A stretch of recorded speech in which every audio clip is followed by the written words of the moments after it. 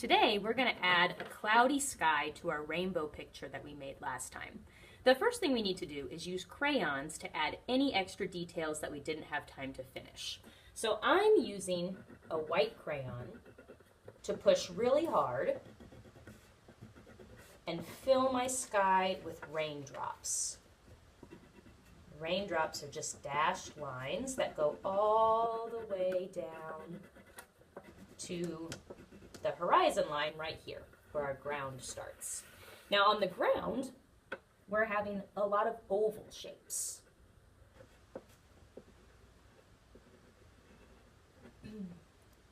Small, medium, and large.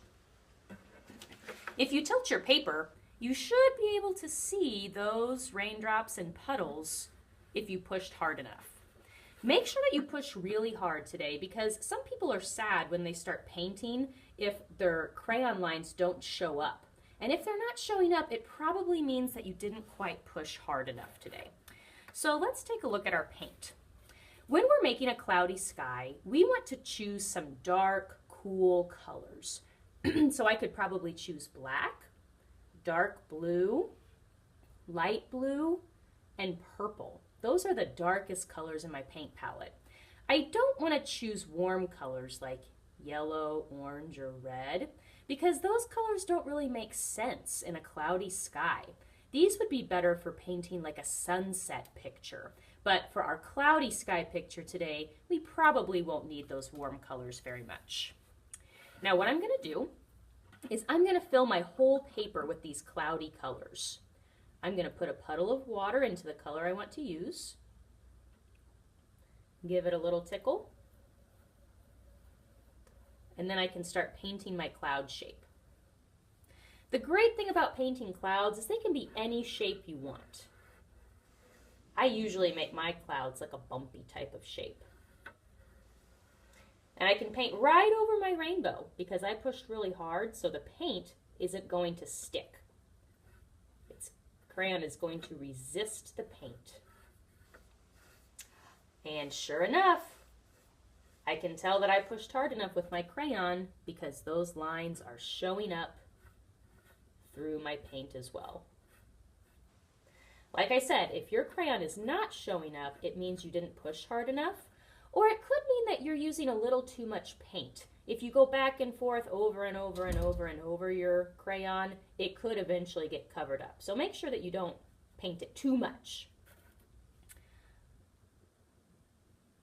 Now even in our puddle down here on the bottom, those clouds are going to be reflected in the puddles as well. If you've ever been outside around water, you might have looked at the water and saw that the sky colors were kind of reflected in the water. So that's what we're doing here too. Whatever colors are in the sky are going to be on the ground.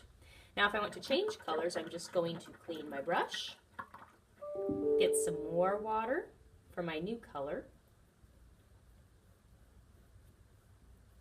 and I can add on more cloud shapes around my first one.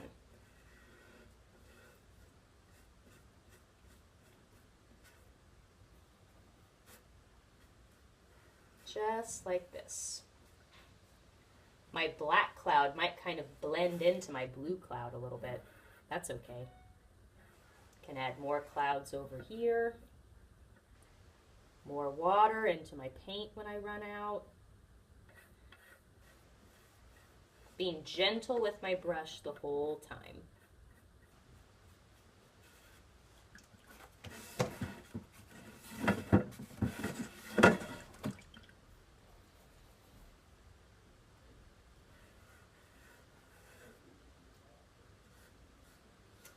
And I'm just going to keep on adding bumpy cloud shapes until my sky is filled up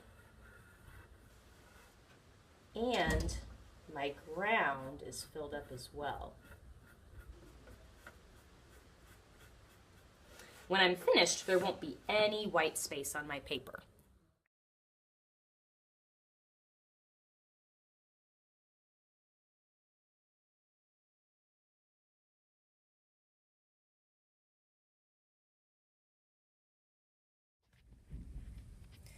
when you're done, look really closely to make sure that you don't have any white spots left over in any of the corners or any other places.